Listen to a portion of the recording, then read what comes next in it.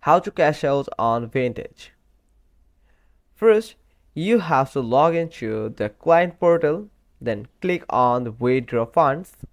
You will find the withdraw button beside the deposit button at the homepage of your Vantage account. Then you will select from the drop down menu how you funded your trading account.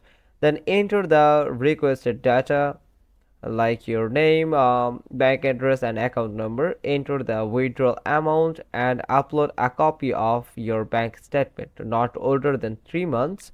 Then click submit.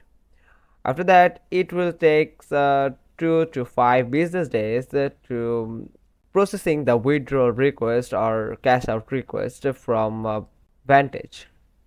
That's all. Hope you found this video helpful. If so, then give us a thumbs up.